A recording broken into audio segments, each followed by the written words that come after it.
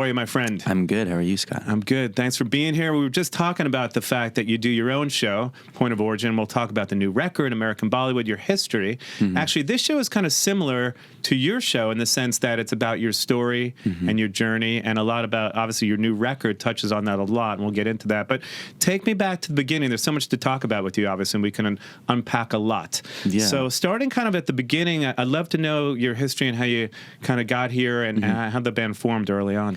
Yeah, so I was born in Ann Arbor, Michigan. My parents went to grad school there. They moved to the States in 1984. The first moments in Ann Arbor, I think, they were kind of just trying to scrounge together money to get their shit together. And by the time I turned 7, my dad had found work in California. So we moved over here when I was 7 and moved to the suburbs. We moved to a place called Irvine, which some people know of. It's like the safest city in the world, the most planned city, but it's also a highly diverse place. It's where a lot of immigrants go and settle after a lot of tumult in their life. And so my parents were the same. They'd gone through a lot. And they're like, I just want to kind of chill for a second. So we were there. My dad was actually a professional soccer player. So for me, soccer was always the thing that I was doing. But I think I only realized a little bit later, my dad was really passionate about music and always was. So there's always music going on in the house. And it was, some Bollywood standards and tunes, but it was a lot of the British invasion. It was a lot of, the Beatles and Pink Floyd and then the American stuff, obviously Michael Jackson's, all the big pop stuff that was happening, big pop rock stuff that was happening. And my grandmother was a professional singer as well. So I didn't realize it was kind of in my blood. It'd been there for a long time, but soccer was a big part of what I was doing. And then, I think at some point in elementary school, I picked up a guitar because I realized it was probably better to pick up girls that way, and so I started writing. That's why most guys get into bands early on. It's all right, guitar. Exactly. I think soccer. I guess soccer could have been a good thing. Soccer could have been, but I just kind of had a natural thing for it. I actually always started out as a guitarist in bands, and I think an old drummer of mine had heard me singing, just humming something, and he was like, you can actually sing. And so there was this other band that had started called the Jakes, which was a super band of local musicians in Irvine. There's a huge local music scene at that point. Rage Against the Machine had just come out of Irvine. A band, post-hardcore band called Thrice had just come out. It was very much so in that world. I was trying to do something different. And there was a band that was in the same sentiment, and they're wanted me to try out. So I tried out initially for guitar, and they're like, listen, we have 2 guitarists, we need a singer. So I did that, and essentially shit just happened. I mean, the Jakes are Young the Giant and a few of the original members, but it was like music found me, and it was like this magnet, and I kind of couldn't escape it, and just was undeniable. So it's interesting. Besides Bollywood, too, I guess, were your parents listening to things like Queen and Pink Floyd and the Beatles, or did you discover that on your own initially? No, it was my parents for sure. And my dad was always listening to records and has had all sorts of weird music phases. But at that moment, it was a lot of the Queen and Pink Floyd and The Wall. I remember The Wall being on all the time, and the Beatles and a lot of Michael Jackson. Thriller had just come out around that time, and I was just dancing around the house and listening to music with him. Yeah. And Freddie, such a big inspiration for you too. Freddie Mercury, of course, right? So when you finally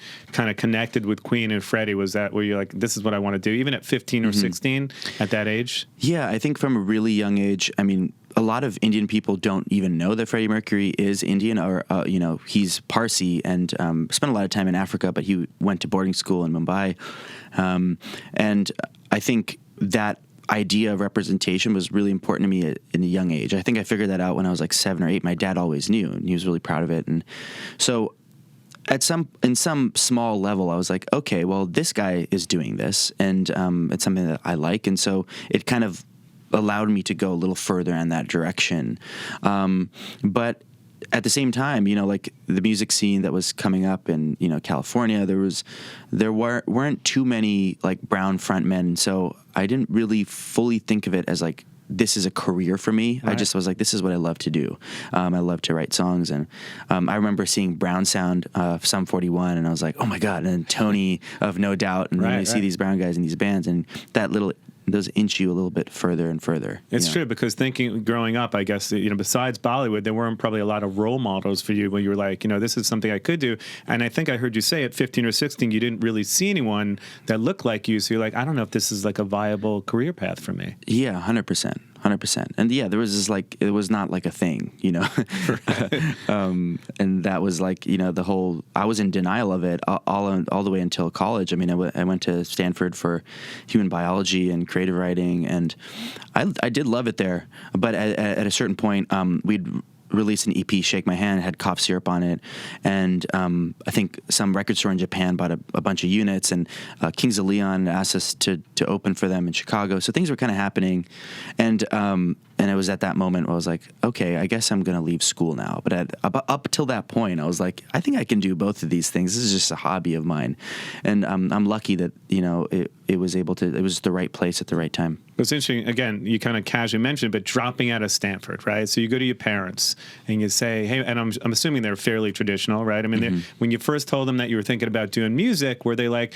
stay in school, or, what, Samir, just go on the road, join a band? They probably weren't thinking that's sort of a really realistic way for you to go in terms of a journey and a path in life, right? Yeah, no, in some ways they were not traditional in that, like, they were high school sweethearts, love marriage from two different parts of India, two different class systems, and so like they had this romantic idea of life, and I think in some ways they wanted that for me. Obviously, they came here for me to have like these opportunities. At the same time, though, like they moved to Ann Arbor and went to Eastern Michigan University. They didn't even know that U of M existed until they got there. And I think when they realized it, they're like, wow, like we've been missing out on so many things, like so much information that my children are never going to miss out on. And so like it was obviously a big thing for them, like for me to get into Stanford, that was like a huge, huge thing.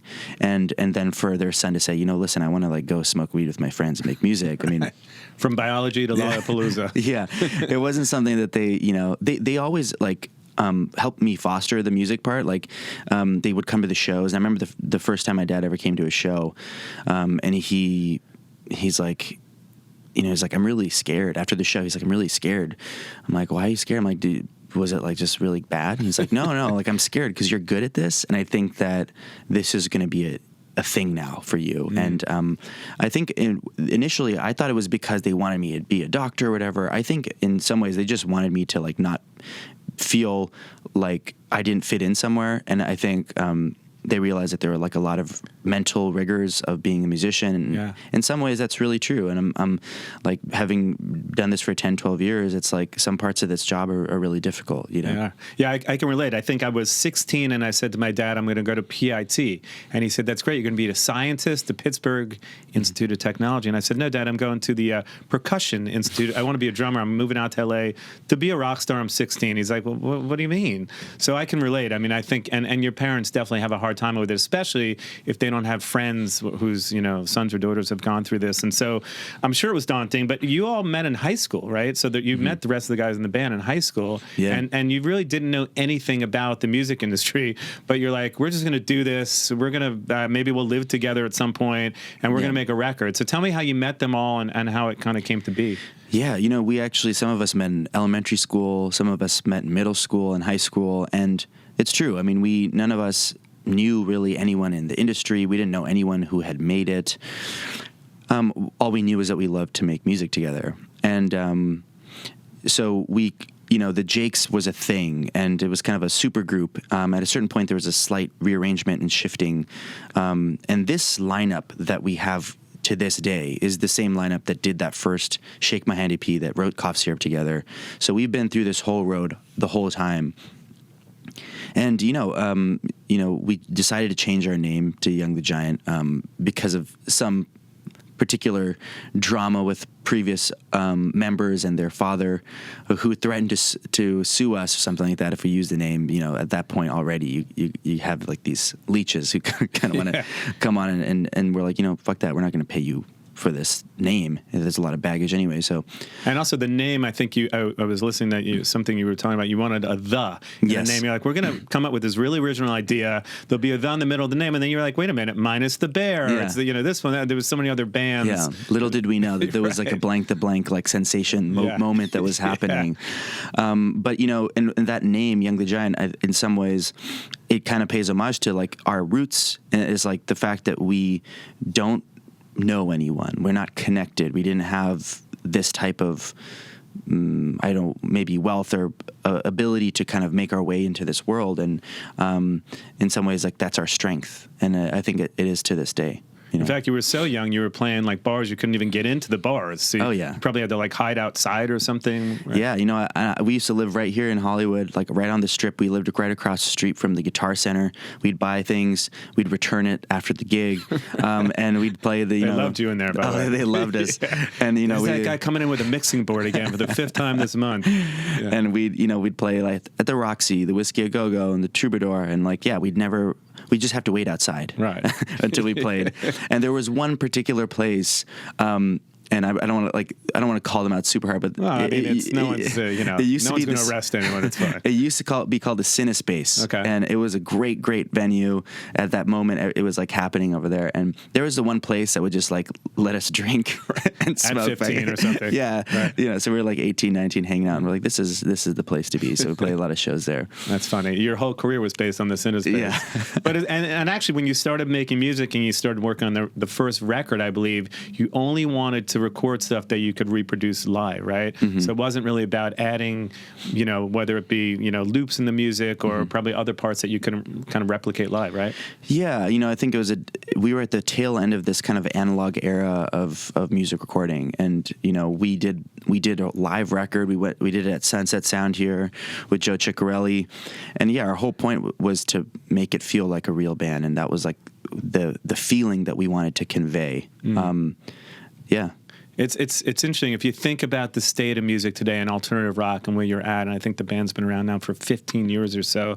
Do you think you would have had the same career trajectory today if you started today versus back then? Because I think the scene was a bit more vibrant back then, and I think rock music is in such a state of flux. I mean, I'm championing the flag for rock music every day, but I don't know if everyone else is, and so I feel like it would probably be much tougher to succeed today as a band like yourself if you came out today. I 100% agree with that. I think in a lot of ways it's just the competition, it's the access to technology, but at the same time it's people's appetite and the way they listen to music. And at the end of the day, like I'm not going to be like crapping on change and the progress of society, but and there's a different way that people live with music these days. We came up in an era of headphone music, and people loved records and they owned records and they listened to it, and it was their personal guest or their personal friend that they would walk with, and now it's like, what is the thing that you can play at the most at parties in any situation. And so in a lot of ways it'd be more difficult, but I do believe in what we do, and I think like we've been able to find lightning in a bottle multiple times. But I'm obviously very, very like lucky that we came up at that time. It was such a beautiful time for alternative music in general. It was just like, it was a renaissance. I remember like going to all the festivals at that point, and it was beautiful. It was great. Yeah. And who were the bands that you were was it like Radiohead? Because I feel like there's even Radiohead inspirations on this new record of yours. 100%. Radiohead has always been one of our favorites. The Strokes obviously were, such a huge like moment for our generation.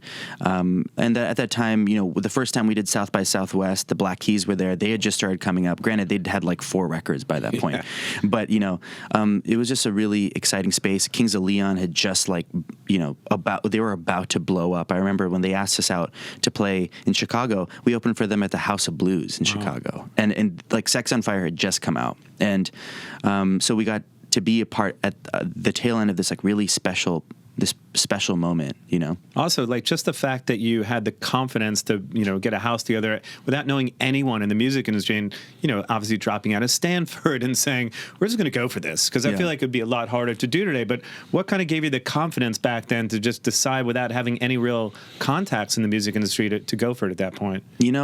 We had a few little markers, I think Red Light Management had reached out to us They heard us on MySpace, something like that. And, we were selling some EPs and all that stuff. But at the end of the day, like, all that stuff is conjecture. I think it was really a feeling of like, I'm going to regret this for the rest of my life if I don't try this right now. Yeah. And so, that was kind of really what precipitated it. So was the Kings of Leon tour the first thing that made you say, you know what, I think we're onto something here at some point? Yeah, totally. Yeah. I mean, I think playing that show was the first time we'd ever played out of state. I remember flying out there, so nervous.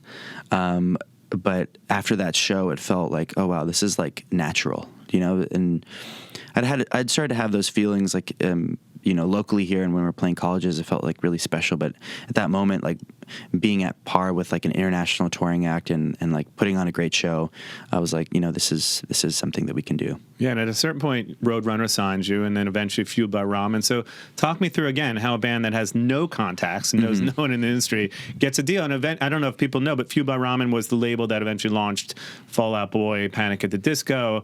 Obviously, John Janik, who used to run that label, went on to run Interscope Records. So, yeah, there's a lot of history there. And to get those kind of heavyweights in the industry, like paying attention to what you're doing when there's, I don't know, thousands upon thousands of alternative rock bands. Again, back then there was more, right? It was just the scene was pretty vibrant. So how do you get the label's attention? Walk me up to the point to where you got your deal with both those labels, I guess. Yeah, it was an interesting time.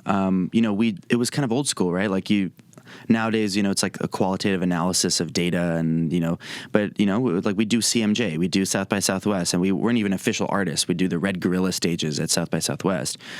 And we'd have showcases. Does that mean you like Crash South by Southwest? Yeah, well, it was like the unofficial show. Like they had like an adjacent festival that was if you weren't an official artist. It's like North by Southwest or something? It's called the Red Gorilla stages. And so we would just, crash those.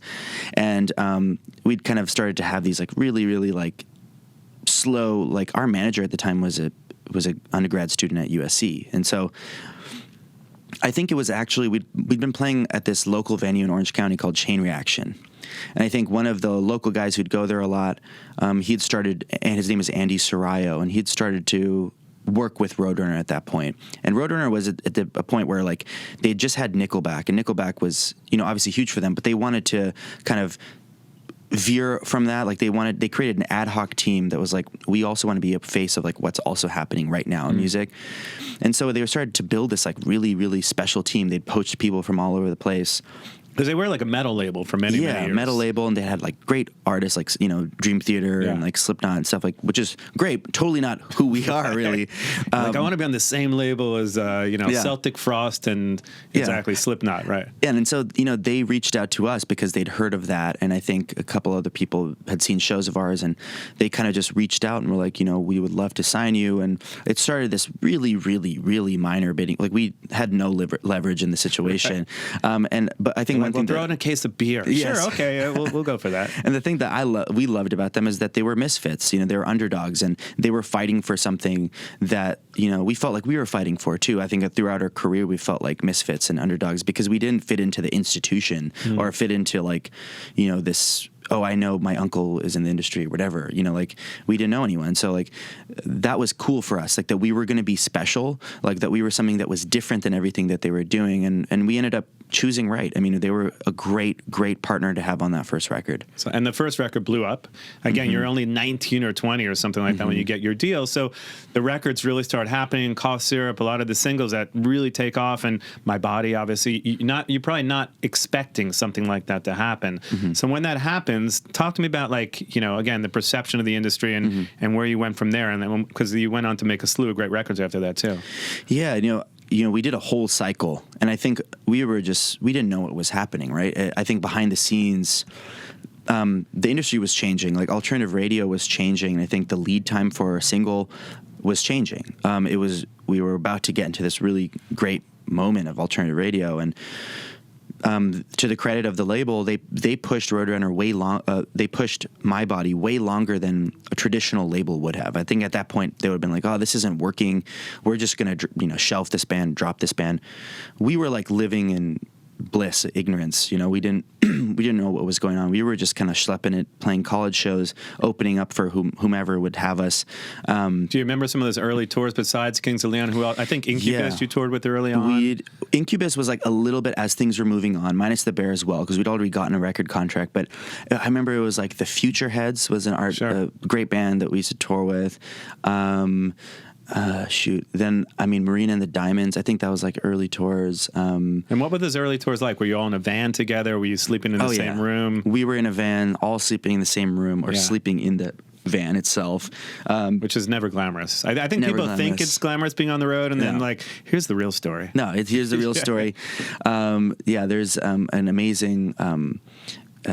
Tom Siegel's a great cartoonist, and he's in a group called Jukebox of the Ghost, but he has like these really funny comics about being a musician. Yeah. It's like what people think music is like, and it's just like a guy trying to poop at a gas station like 2 a.m. But it was tough, but we were so young, and like we didn't know any different, and it was a great time to do it. We felt alive, and so essentially we toured off the record for like a year and a half, and then things started to happen. Yeah. And so we started touring again off of the same record. So the first record cycle, we toured for like 3 years. Wow. And do you romanticize about those times in the van, sleeping in a Motel 6, or sleeping in the van? In some ways, yes. In some ways, no. I mean, I think I'm very happy that we got those times out of the way back then. But, back then we didn't, I remember like our manager was like, listen, I know you guys want to be a career artist here. Like you might be in a van and trailer for the next 3 records, right. And we're like, sure, that's, I guess that's what we're going to do. So none of us expected to like get into a bus and get into like playing amphitheaters or whatever that early. And so it just kind of happened. And, there was a noticeable shift, obviously, and we performed the VMAs, and I think overnight we'd become like a band that people knew. Right. And I think though we've always held this notion that we are underdogs, that we're misfits. And I think that's kept us hungry, and that's what's kept us hungry with the music. And like, I don't think any of us feel like we've said everything that we want to say. And so that's even like 10 years later, that's why we're still here and still trying to push the envelope. Yeah, let's fast forward a little bit to your third record, Home of the Strange, 2016.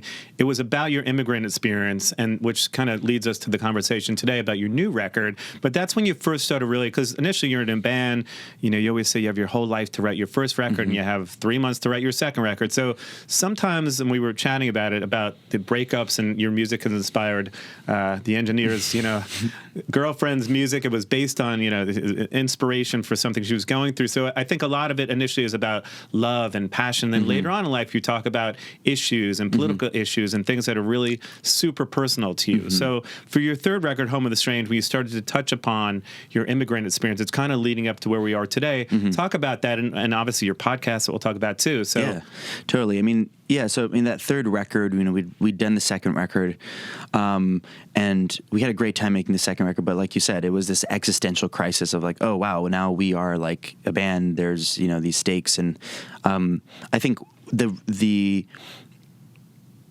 the ability to just breathe and relax for a moment, like, okay, we're done with the sophomore record, in some ways was really, really relaxing and resetting for us.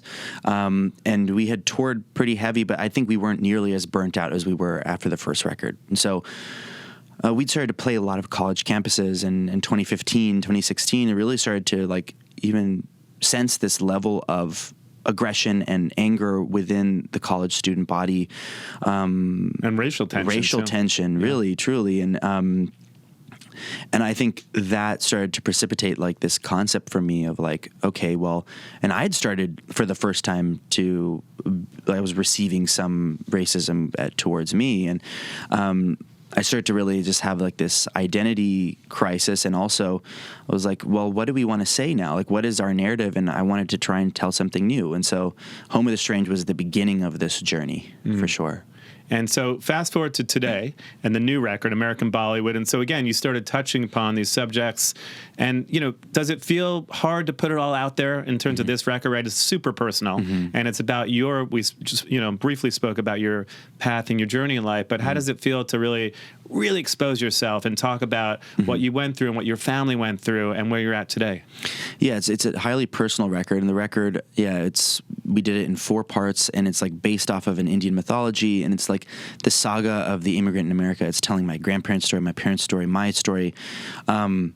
And it's highly personal. I feel like Home of the Strange was like a fictionalized story of like, this isn't really life, and this is a fiction highly based on life. This is like so much of it is my experience, and well, it's a concept record too in 4 parts. It's a concept record, and I think it took COVID to really like tell that story and to have the bravery to tell that story, as well as my work with the podcast and the radio show that I do, Point of Origin. Was starting to talk with a bunch of other artists of color in the genre, and starting to feel this disenfranchisement and like this, but also this sense of community, and like just getting more and more in touch with like other Indian artists and creators. I was like, I want to tell this story, and maybe I'm not the right person to, but like I just have to tell it. And so initially, when you bring this concept, because concept records historically are interesting, right? Some really work well and some don't. When you bring this concept record to the rest of the band, you say, hey guys, I have this idea, it's 4 parts, and it's going to be based on an Indian comic books, right? So what's their reaction early on? I think the first reaction was like, whoa, this is kind of crazy, but like, I love this too. I think at that point we, with our 4th record, Mirror Master, we had a number 1 like alternative song, and it was great. But like, we really were itching to dive into a story together. And for us as a band, like we're really a band. We're 5 people.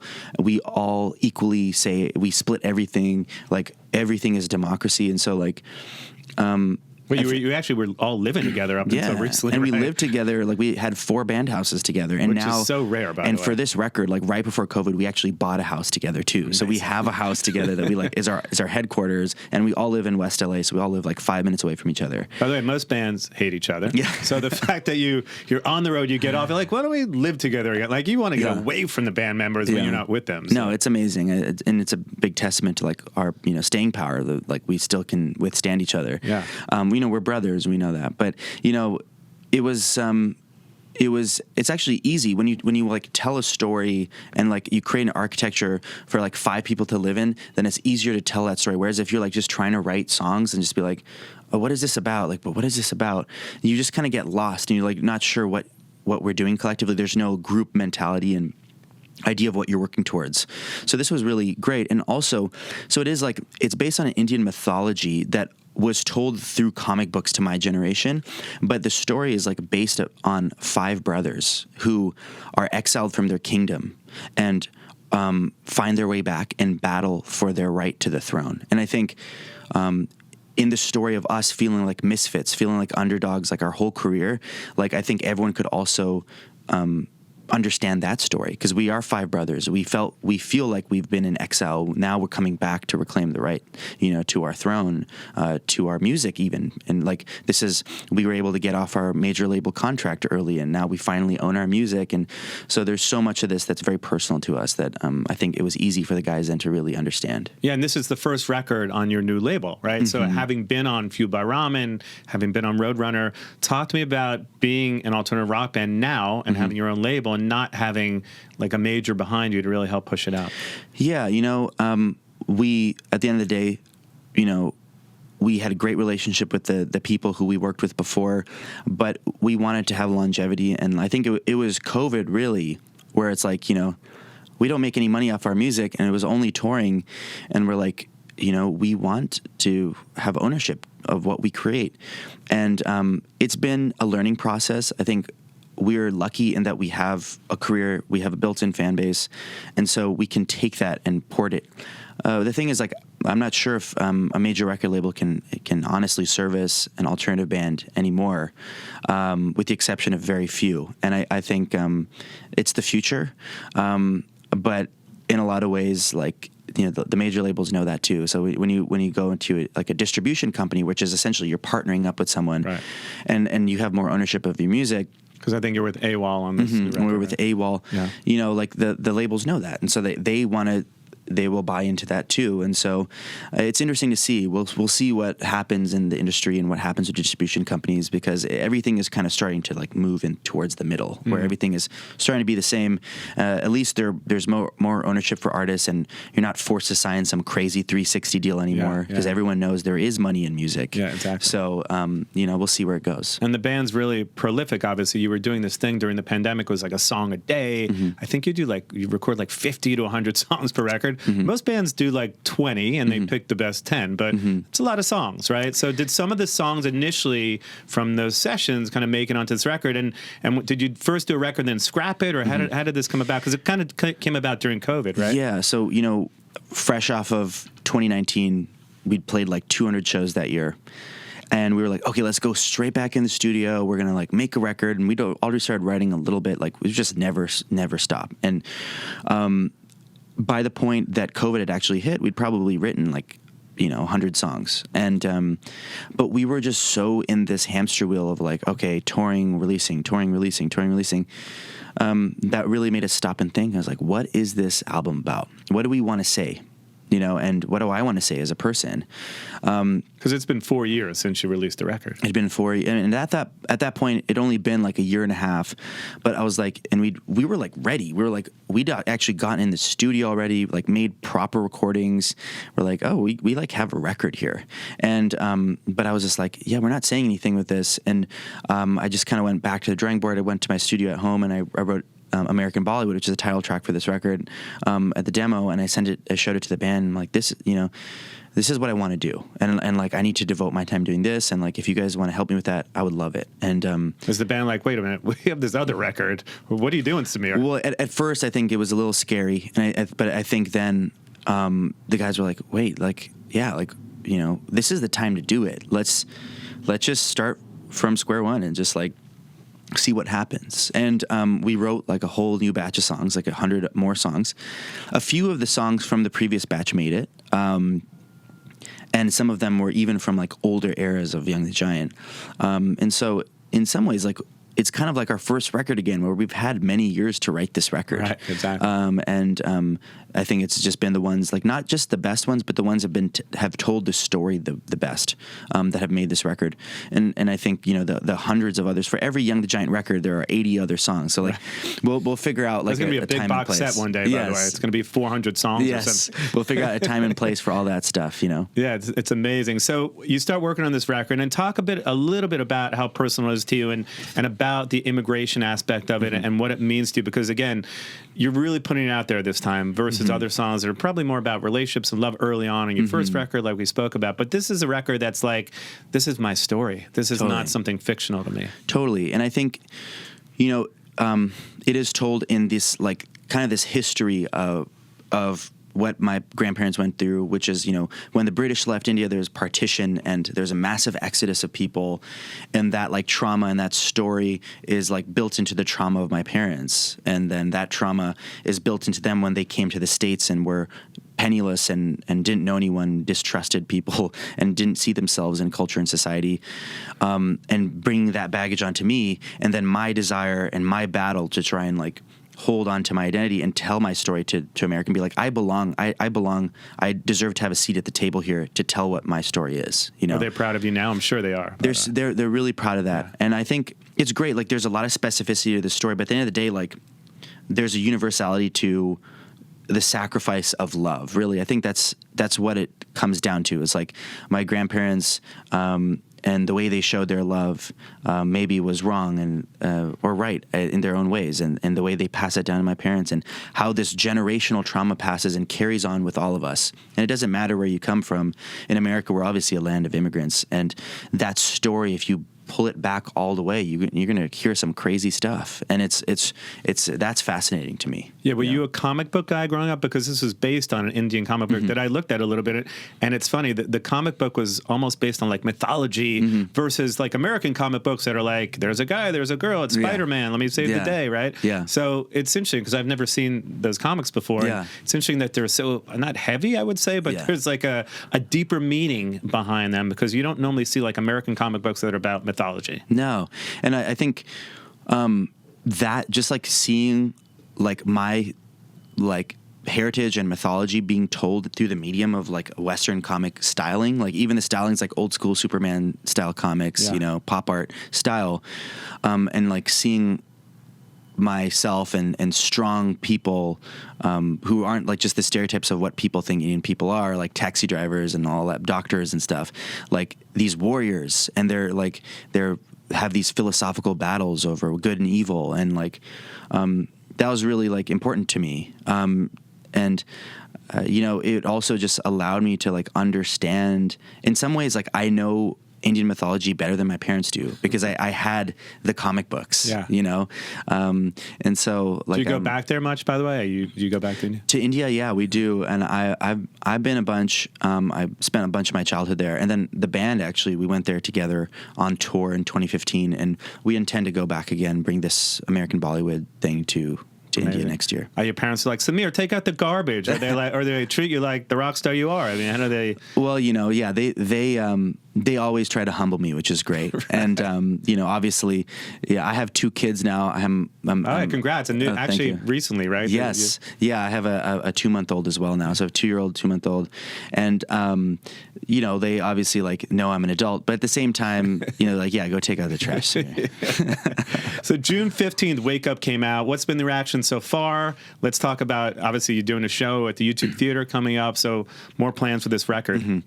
It's been amazing to bring this to life on the road. Like these shows have been amazing, and for family stuff and a bunch of things, like we've only really done select touring, so it's really only been like Red Rocks and then 2 nights in New York, and like just Red Rocks and the Hollywood Bowl and maybe Madison Square Garden, the Forum maybe.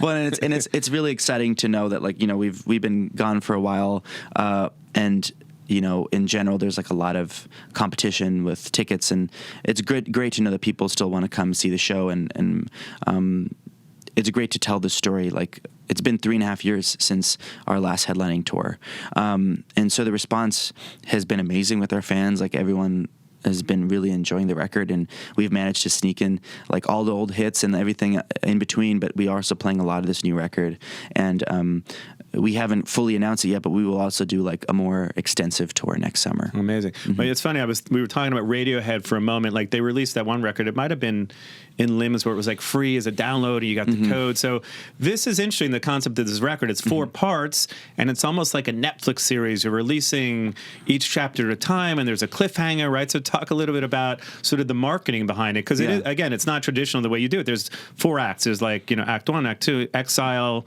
Denunciation, right? Yeah. Talk about how that all came about. Yeah. So, I mean, in some ways, it's kind of like the comic book thing, right? Like you read a comic book and then you're like, oh, what's next? And I wanted to serialize that instead of like a binge culture.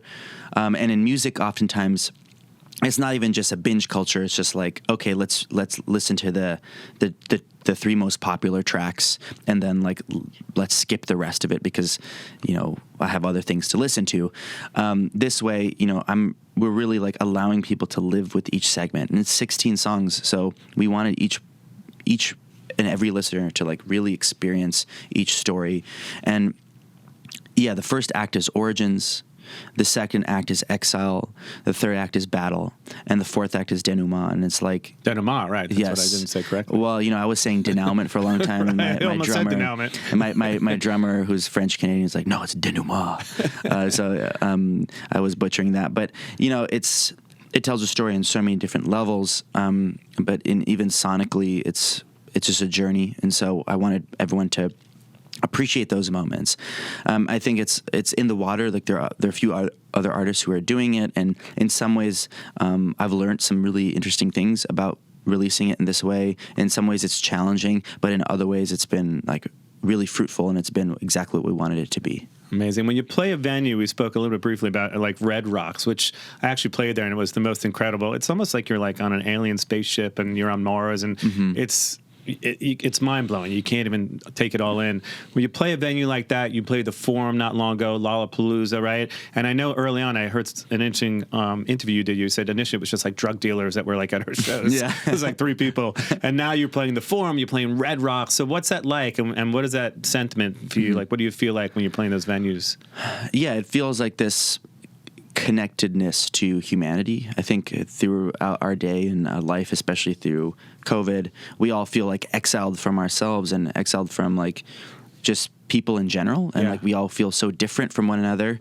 And I think but when you can be a part of like a big crowd like that and be a part of something together, you feel connected to like why we're all here, you know? And it's like the most spiritual, most present that I'm ever is when I'm on stage. Yeah, it's almost like you have this character that you create, right? It's almost like an outer body experience. And exactly. Unless you do that, people can't really understand what that's like. But totally. I think the best moments are when you're sort of out of your body and you're just really going, you're not really overthinking it. Totally. And it's like, you know, even like the comic books thing, it's like, I feel like I'm a superhero sometimes because like on stage, I'm like a superhero, and then I can go, you know, to the grocery store the next day and I feel like a completely different person. Definitely. We chatted a little bit too about when you first got here about Point of Origin, your show, and the fact that you, during COVID, you started doing this and you were doing your own editing, and we were saying it's a lot of work when you're doing all this stuff together. So talk to me about the show. Initially it was on Pandora. Now I think it's on Alt Nation. And again, like what it means to you, and a little bit, it's not that far from this, which is supposed to be about your journey, although you're telling, you know, people's journey, that people that are immigrants, and a different perspective. Yeah. But tell me about Point of Origin and kind of what it means to you at this point. Yeah, so, you know, it kind of all started when we'd finished our last tour at the Forum, and I had a friend who was a mentor of mine, a dean at USC, and he was like, you know, I think you're like the first Indian American lead singer in a rock band to like headline the Forum, like ever. And incredible, you know, and like why doesn't anyone have like ticker tape here? Why is no one talking about this? I'm like, I don't know. Like this is, you know, and it was, it kind of like talked about a lot of the things I'd felt of not really feeling quite understood, and like that the challenges that I'd went through, like were just kind of normalized, and I didn't have a community to celebrate it with. And I was like, I want to create this community. Like, I want to create this community where we can kind of commiserate, but also like talk about our successes together. And so I was approached with the opportunity to like have my own segment on Alt Nation, and Pandora and Alt Nation are sister companies. And so like, they're like, we want you to be a radio DJ, and then we want you to create a playlist on Pandora. And I was like, you know what? I have way too much free time on my hands. I'm going to do a podcast, but I'm going to segment it and call it like, it was a stories playlist. It was like 10 songs that were like that artist's, like their life songs.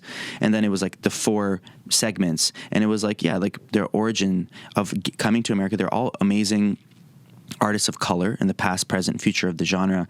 And I wanted to kind of like recenter the narrative of what people think alternative music is, because like alternative music at the end of the day is something alternative. It's something different. And it formed at the same time as hip hop. And there was like a lot of like cross-pollination happening at the very beginning of what alternative music is, and I think people have lost the understanding of that. And so I wanted to try and bring that history back. And in like talking with all these different artists, it was just like really exciting. It's been really, really fun. And as now like more life has resumed, I haven't been doing the podcast element as much, but I want to bring it back again. We talk about the fact that you recorded 100 songs, did 2 albums, and you're doing the podcast. Yes. There's a lot to do there for you during COVID. A lot to do, and some newborns as well. Exactly. And you know, but the one thing that I love is that the spot on Alt Nation is like I give each artist that I feature like guaranteed spins for that month. And I've had several of them actually start charting on Alt Nation, and that's amazing. Like, still, radio is still an important thing. And when you have fans around the country and around the world who are listening to music, like that can change things for your career. And so I'm like very, very proud of that I've been able to do that for some artists. Might there be like a Young the Giant record label one day soon where you're signing other artists? You never know, right? Yeah, I mean, we have our own imprint now, like Jungle Youth Recordings, and I think we'll just have to see. I mean, it's something that we're most definitely interested in. Well, 9 Million Records, the new album, American Bollywood, the podcast, obviously from the Forum to Rev Rocks. Anything you haven't done or anything coming up next year that you're super excited about? Feels like you got a lot on your plate. Yeah, I mean, I'm excited to continue. I'm like moving my world into just like telling and creating and telling stories, and there'll be a lot of touring, and so it's like fitting life and fitting all these other things together. But I'm I'll be around. I think you have a show coming up at the YouTube Theater November 12th, I believe. November 12th, the YouTube Theater, yeah. And then a tour next year that we can talk about. We're kind of talking about it. American Bollywood, 4 parts, 16 songs, and obviously so much. And check out Point of Origin. We can't forget about that. So great to meet you. Thank you so much for coming on. I appreciate it. And hopefully I'll get to check out one of these gigs coming up. Yeah. Thanks for having me. Awesome. Appreciate it. Thanks, Samir.